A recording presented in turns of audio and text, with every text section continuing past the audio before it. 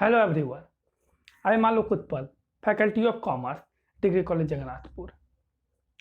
आज हम लोग सेंट्रल बैंक के बारे में पढ़ेंगे। सेंट्रल बैंक और उसके फंक्शंस, उसके कार्य के बारे में पढ़ने वाले हैं आज। ठीक है, ये इकोनॉमिक्स का एक पार्ट है। सेंट्रल बैंक क्या होता है?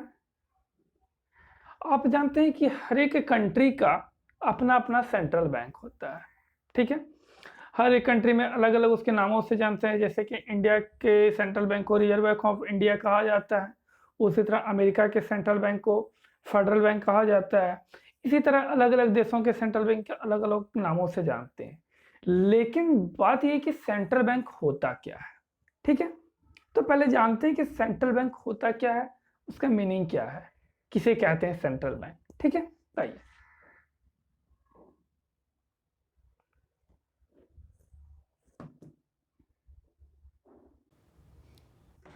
चलिए स्टार्ट करते हैं हम लोग।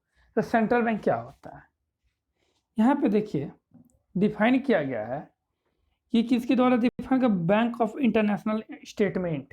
ठीक है, settle bank of international settlement के द्वारा डिफाइंड किया गया है कि a central bank is the bank of any country which has been interested by duty of regulating the value of currency and credit in the country.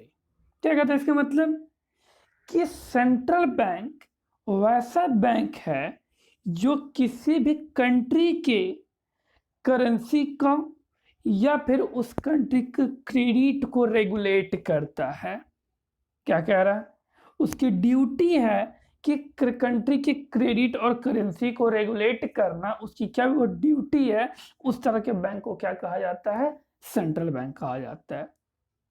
अब currency को regulate करना मतलब क्या क्या, मतलब कि करेंसी को इश्यू करता है कि कितना उसको, कैसे उसको रेगुलेट करना है वो करता है, कि कैसे कंट्री को, ये कंट्री में क्रेडिट को कैसे कंट्रोल करना है, बढ़ाना है, घटाना है। तो कैसा पूरा का पूरा रेगुलेशन किसके पास होता है, तो सेंट्रल बैंक के पास होता है। तो यही कहता है कि central bank is the bank in any country to which has been interested the duty of regulating the volume of currency and credit in the country. जैसे कि क्या लिखा है, a central bank plays an important role in monetary and banking system of a country. किसी भी country के monetary system हो चाहे बैंकिंग सिस्टम हो, उसमें सेंट्रल बैंक का बहुत बड़ा रोल होता है। क्या लिखता है यहाँ कि इट इशूज क्या, currency, regulates money supply and control different interest rates in the country. ये क्या करता है, तो कंट्री में करेंसी को इशू करता है, मनी सप्लाई को रेगुलेट करता है, मतलब कि कंट्रोल करता है कि उसको बढ़ाना है, घटाना है, वो उसके हाथ में रेगुलेशन है उसका। और आगे क्या है, फिर डिफरेंट इंटरेस्ट जो है, इंटरेस्ट रेट्स जो हैं उसको कंट्रोल करता है किसी भी कंट्री का। ठीक है, तो ये सब उसके फंक्शंस में भी आगे हम लोग पढ़ेंगे ना। आगे क्या है, apart from the central bank controls and regulate the activities of all commercial banking। इसके अलावा और क्या करता है, तो ये कॉमर्शियल बैंक के जितने भी एक्टिविटीज हैं उसको कंट्रोल और रेगुलेट कौन करता है, तो सेंट्रल बैंक करता है। अब समझ में आ गया होगा कि सेंट्रल बैंक क्या है। तो हम कह सकते हैं कि बैंकों का बैंक है, बैंकर्स बैंक है सेंट्रल बैंक। मतलब कि वो जितने भी कंट्री में कॉमर्शियल बैंक होते हैं वो सेंट्रल बैंक के अंदर ही रेगुलेट होते हैं, उसके रूल्स रेगुलेशन गाइडलाइंस के अनुसार ही रेगुलेट होते हैं। ठीक है, और भी सेंट्रल बैंक वो करेंसी इशू करता है, मनी सप्लाई को कंट्रोल करता है। पूरा का पूरा काम किसका है, ये तो सेंट्रल बैंक का काम है। ये बहुत सारे ये जो राइटर है इन्होंने अपने उनका व्यू था जो कि सेंट्रल बैंक कहता है, जैसे अकॉर्डिंग टू सैमुअल्सन इकोनॉमिस्ट थे, उन्होंने कहा कि every central bank has one function. प्रत्येक सेंट्रल के बैंक के पास एक फंक्शन है, क्या, it operates to control economy supply of money and credit. तो क्या करता है, ये इकोनॉमी को कंट्रोल करता है, मनी सप्लाई को ऑपरेट करता है और क्रेडिट को कंट्रोल करता है, और सब मनी सप्लाई को भी कंट्रोल करता है। ये तो सैमुअल्सन के भाषा में हो गया। सैमुअल्सन कहते हैं कि हर एक सेंट्रल बैंक का प्रत्येक सेंट्रल बैंक का एक फंक्शन है, वो है इकोनॉमी को कंट्रोल करना, मनी सप्लाई को कंट्रोल करना और क्रेडिट को कंट्रोल करना। ठीक है, उसी तरह डिफरेंट डिफरेंट इकोनॉमिस्ट हैं, उन्होंने अपने अपने तरीके से डिफाइन किया है, लेकिन मिला जुला के सबका डेफिनेशन क्या है, वही है। देखिए, मैंने अभी जस्ट यही बताया, according to bank international settlement, जो मैंने अभी बस जस्ट वही चीज़ है कि central bank is the bank in which any country to which has been interested the duty of regulating the volume of currency and credit in the country. ठीक है, तो ये था हमारा सेंट्रल बैंक का मतलब। अब थोड़ा सा सेंट्रल बैंक की हिस्ट्री जानते हैं कि आया कहाँ से ये। तो कहता है कि बैंक ऑफ इंग्लैंड जो था वो पहला सेंट्रल बैंक था, फर्स्ट सेंट्रल बैंक था, जो 1694 ईस्वी में वो उसकी स्थापना हुई थी, वो इस्टेब्लिश हुआ था। कौन सा? बैंक ऑफ इंग्लैंड 1694 पहला बैंक, पहला सेंट्रल बैंक था। ठीक है, उसके बाद क्या हुआ, ब्रसल्स फाइनेंशियल कॉन्फ्रेंस एक रिजोल्यूशन पास हुआ 1920 में, जिसमें सभी कंट्री को सेंट्रल बैंक एस्टैब्लिश करना चाहिए, इस तरह से एक रिजोल्यूशन पास हुआ। ठीक है, कहाँ? तो वर्ल्ड कॉर्पोरेशन के इंटरेस्ट के लिए। फिर 1920 में आगे क्या होता है कि central bank are form in almost every world. उसके 1920 के बाद से क्या हुआ कि प्रत्येक वर्ल्ड के प्रत्येक कंट्री में क्या हुआ, सेंट्रल बैंक वहां पे उसकी स्थापना हुई, फॉर्म किया गया उसको। इंडिया आरबीआई ऑपरेट्स है सेंट्रल बैंक। इंडिया में मैंने पहले भी बताया कि सेंट्रल बैंक कौन ऑपरेट करता है, तो आरबीआई ऑपरेट करता है। और इंडिया में जो सेंट्रल बैंक आया था तो 1935 मतलब कि 1935 ईस्वी में आया था। ठीक है, ये था आरबीआई का पूरा आरबीआई का मतलब। अब आते इसके फंक्शन से क्या है आरबीआई के। तो आरबीआई के मेजर दो फंक्शन में कैटेगराइज किया गया है। एक है ट्रेडिशनल फंक्शन और दूसरा है डेवलपमेंटल फंक्शन। क्या है? एक traditional function, developmental function. Traditional function में क्या कहता है, पहला जो फंक्शन है ट्रेडिशनल फंक्शन का कि बैंक ऑफ इशू, मतलब कि सेंट्रल बैंक के मतलब वर्ल्ड के प्रत्येक जो भी कंट्री हैं उसके जो भी सेंट्रल बैंक है उसको राइट क्या चीज का है, तो नोट्स करेंसी इशू करने का राइट है। यही कहा गया इसको कि बैंक ऑफ इशू, मतलब कि प्रत्येक कंट्री के प्रत्येक सेंट्रल बैंक के पास क्या है, तो नोट्स और करेंसी इशू करने का राइट है। ठीक है, उसके बाद क्या, every bank enjoy the right of issuing notes. प्रत्येक बैंक क्या करता है, नोट्स इशू करता है। तो बैंक ऑफ इशू में यही कह रहा है कि जैसे the issue of notes by bank led to uniformity in note circulation and balance in money और सप्लाई। और इस तरह से नोट्स इशू किया जाता है कि इकोनॉमी में मनी का सर्कुलेशन बना रहे, पर प्रॉपर वे में मनी का सर्कुलेशन बना रहे, इस तरह से उसको इशू करता है। सेकंड क्या कहता है, government bankers agent and adviser. ये क्या करता है, गवर्नमेंट के बैंकर्स के रूप में भी काम करता है, एजेंट के रूप में भी काम करता है और एडवाइजर के रूप में भी काम करता है। तो सबसे पहले बात है बैंकर के रूप में कैसे काम करता है। तो बैंकर्स के रूप में यहाँ पे देखिए, यहाँ पे लिखा हुआ है आपका कि the central bank performs banking function for the government as commercial bank perform the public by accepting the government of deposit and granting loans to the government. तो कैसे करता है, तो यहाँ पे जो सेंट्रल बैंक है कंट्री में, वो क्या करते हैं, सेंट्रल बैंक जो भी परफॉर्म करता है बैंकिंग फंक्शन, वो किसके लिए करता है, गवर्नमेंट के लिए करता है। तो कैसे, कॉमर्शियल बैंक किसके रूल रेगुलेशन पे चलते हैं, किसके गाइडलाइंस पे चलते हैं, तो सेंट्रल बैंक के गाइडलाइंस पे चलते हैं। दो, सेंट्रल बैंक जो भी पब्लिक डिपॉजिट एक्सेप्ट करता है या गवर्नमेंट डिपॉजिट एक्सेप्ट करता है या गवर्नमेंट को लोन प्रोवाइड करता है, तो किसके गाइडलाइंस के अनुसार करता है, तो सेंट्रल बैंक के गाइडलाइंस के अनुसार करता है। तो इसलिए कहा गया है कि सेंट्रल बैंक को गवर्नमेंट बैंकर्स कहा गया है। आगे आते हैं एजेंट पे। हम एजेंट क्यों कहते हैं? देखिए, सेंट्रल बैंक गवर्नमेंट का पब्लिक डिपॉजिट हो, चाहे इंटरेस्ट का पेमेंट, ये कोई भी डेब्ट हो उसका इंटरेस्ट का पेमेंट लेना हो, या फिर कोई अभी अदर सर्विसेज से रिलेटेड डेब्ट का हो, ये कौन कौन मैनेज करता है? तो सेंट्रल बैंक मैनेज करता है। इसलिए बोला गया कि एजेंट मतलब क्या होता है कि जो दो लोगों के बीच को काम को करता है। तो ये भी जो भी डेब्ट देने वाले होंगे या फिर गवर्नमेंट, वो दोनों उसको इंटरेस्ट देना है, डेब्ट लेना है, पब्लिक डेब्ट है, जो भी है, वो दोनों के बीच को काम को कौन संभाल रहा है? तो सेंट्रल बैंक संभाल रहा है। तो क्या कैसे हो गया?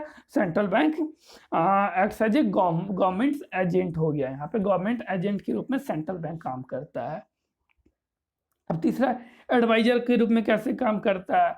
तो अब गवर्नमेंट, ये सेंट्रल बैंक क्या करता है, गवर्नमेंट को इकोनॉमिक पॉलिसी रिलेटेड हो, इकोनॉमिक मैटर हो, मनी मार्केट हो, कैपिटल मार्केट हो, गवर्नमेंट मार्केट लोन्स हो, या फिर ये मॉनेटरी पॉलिसी का फॉर्मुलेशन हो, मनी को सप्लाई का कंट्रोल हो, इन्फ्लेशन कंट्रोल हो, ये सब का एडवाइस देता है कौन? सेंट्रल गवर्नमेंट किसको देता है? तो गवर्नमेंट को देता है। तो इसके मतलब क्या हुआ? ये एज एडवाइजर के रूप में भी काम किया। इसलिए बोला था government bankers agent and adviser काम के रूप में काम करता है। Next, custodian of cash reserve of commercial bank. तीसरा इसका क्या फंक्शन है?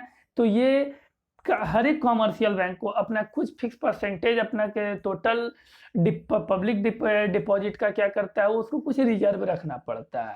और उस वो किसके अनुसार? तो आरबीआई के गाइडलाइंस के अनुसार, सेंट्रल बैंक के गाइडलाइंस के अनुसार सभी सेंट्रल बैंक को एक कैश रिजर्व रेशियो के रूप में कुछ परसेंटेज ऑफ डिपॉजिट रखना पड़ता है। इसलिए बोला गया है कि, और उसके बाद उसी वो डिपॉजिट से क्या करता है, यहाँ पे देखिए क्या बोल रहा है कि imply that the central bank takes care of cash reserve for commercial bank are required to keep certain amount of public deposit as such reserve.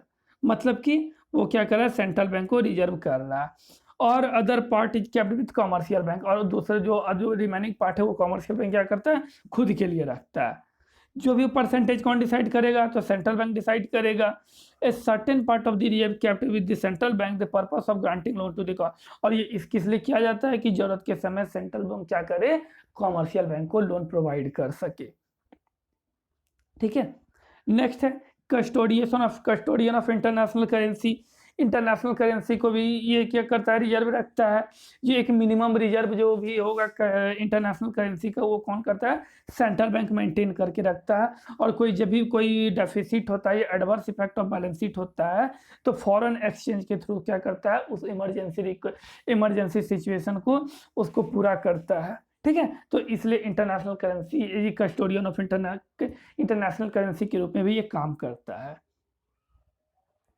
Next है बैंक ऑफ रिडिस्काउंट। रिडिस्काउंट, आप बिल्स ऑफ एक्सचेंज के बारे में पढ़े होंगे। Bills of exchange क्या है? कि यदि किसी को जरूरत पड़ती है तो बैंक से उसको रिडिस्काउंट करवा लेता है। कोई भी कस्टमर हो, चाहे कोई भी ट्रेडर हो, जो भी हो, वो क्या करता है?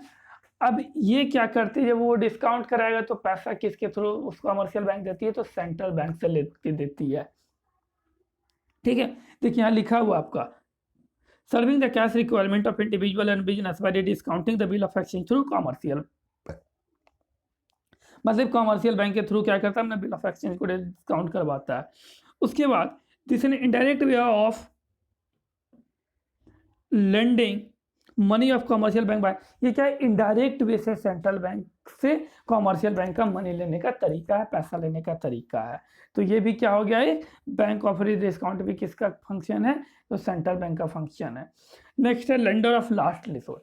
मतलब कि यदि कॉमर्शियल बैंक ऐसा सिचुएशन में फंस जाता है जब उसके पास कोई चारा है, तो लास्ट में कौन उसको मदद करता है, कौन उसका हेल्प करता है? तो सेंट्रल बैंक, कंट्री का सेंट्रल बैंक उसको हेल्प करता है। इसलिए बोला गया है कि सेंट्रल बैंक को calendar of last resort. Next है bank of central clearance settlement and transfer.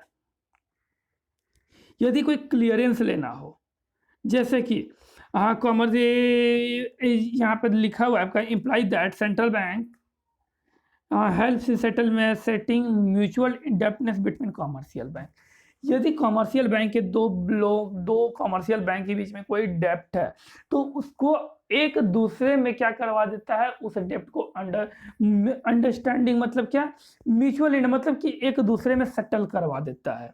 क्या काम, तो ये सेंट्रल बैंक का क्या काम हो गया, ये सेटलमेंट का काम हो गया। उसके बाद यदि ऐसा नहीं पॉसिबल होता है तो क्या करता है फिर, जैसे कि in such a case it is not possible for bank to approach each other for clearance, क्योंकि ये पॉसिबल नहीं है। यदि मान के चलिए कोई डिपॉजिटर एक कोई कॉमर्शियल बैंक में अपना डिपॉजिट जमा करता है, अपना कोई ड्राफ्ट देता है, डिमांड ड्राफ्ट, और कोई अदर बैंक का डिमांड ड्राफ्ट होता है, तो कॉमर्शियल बैंक के पास इतना टाइम नहीं है कि वो क्या करे, उसको दूसरे बैंक के पास जाके अप्रोच करके उसको कर सके। तो वो किसके थ्रू करता है, सेंट्रल बैंक के हेल्प से ये काम करता है। नेक्स्ट है कंट्रोलर ऑफ क्रेडिट। तो कंट्रोल ऑफ क्रेडिट एकदम है, क्योंकि ये पूरा का पूरा काम क्या किसके पास है, सेंट्रल बैंक के पास है, कि क्रेडिट को कैसे कंट्रोल करना है। ज़्यादा यदि मनी में यदि देख रहा है कि मनी कंट्री में इकोनॉमी में मनी का सप्लाई ज़्यादा बढ़ाना है तो क्रेडिट को ज़्यादा बढ़ाएगा। देखेगा यदि मनी को सप्लाई कम करना है तो क्या करेगा, वो क्रेडिट को कम करेगा। वो क्रेडिट कम और ज़्यादा करने का डिफरेंट टेक्निक्स है, मॉनेटरी पॉलिसी में वो देखा जाता है। ठीक है, तो उसके बारे में भी चर्चा नहीं करेंगे। अब उसके बाद आते हैं हम लोग डेवलपमेंटल फंक्शन में। तो डेवलपमेंटल फंक्शन में पहला जो फंक्शन है, कहता है कि डेवलपिंग स्पेशलाइज्ड फाइनेंशियल इंस्टीट्यूशन। तो क्या करता है, इसका प्राइमरी फंक्शन है सेंट्रल बैंक का कि इकोनॉमिक डेवलपमेंट में क्या करे, वो refer to the primary function of the central bank for the economic development of the country. मतलब कि फाइनेंशियल इंस्टीट्यूशन को डेवलप करना इकोनॉमिक डेवलपमेंट के लिए सेंट्रल बैंक का क्या है, प्राइमरी फंक्शन है, मोस्ट इंपॉर्टेंट फंक्शन है। इसमें क्या करता है कि सेंट्रल बैंक डिफरेंट तरह की फाइनेंशियल इंस्टीट्यूशन को फॉर्म करता है, ठीक है, उसको एस्टेब्लिश करता है। जैसे कि आईडीबीआई हो गया इंडस्ट्रियल क्रेडिट के लिए, नाबार्ड हो गया रूरल क्रेडिट के लिए। तो इस तरह से क्या करता है, ऑर्गेनाइजेशन फॉर्म करके वो क्या करता है, फाइनेंशियल इंस्टीट्यूशन को डेवलप करता है। नेक्स्ट क्या है, influencing money market and capital market. अब ये क्या काम करता है कि सेंट्रल बैंक क्या करता है, सेंट्रल बैंक का काम क्या है कि जो फाइनेंशियल मार्केट में मनी मार्केट हो, जो कैपिटल मार्केट हो, उसको कंट्रोल करना। चाहे लॉन्ग टर्म क्रेडिट हो, शॉर्ट टर्म क्रेडिट हो। शॉर्ट टर्म क्रेडिट में जैसे कि ट्रेजरी बिल हो गया, सर्टिफिकेट ऑफ डिपॉजिट हो गया, बहुत सारे जो होंगे जो इकोनॉमी की ग्रोथ में काम आए, उसको क्या करता है, कंट्रोल करता है और उसको इन्फ्लुएंस करता है। नेक्स्ट क्या है, कलेक्टिंग स्टैटिस्टिकल डाटा। तो जो भी बैंकिंग, करेंसी या फॉरेन एक्सचेंज रिलेटेड जितने भी कंट्री में कि उसका क्या पोजीशन है, उसका पूरा इंफॉर्मेशन कलेक्ट करके उसको गैदर करके उसको एनालाइज करता है। इसका ये किसका काम है, तो सेंट्रल बैंक का काम है। तो ये था पूरा सेंट्रल बैंक का फंक्शन। हम लोग क्या पढ़े, meaning and function of central bank. ठीक है, उम्मीद है आप लोग को समझ में आया होगा। यदि कोई प्रॉब्लम है तो मेरे कमेंट बॉक्स में उस पर जरूर कमेंट कीजिए, मैं उसको सॉल्व करने की कोशिश करूंगा। इसका नोट्स अब मेरे डिस्क्रिप्शन बॉक्स में मिल जाएगा, आप वहां से इसको डाउनलोड कर सकते हैं। ठीक है, आज के लिए बस इतना है। थैंक यू, धन्यवाद।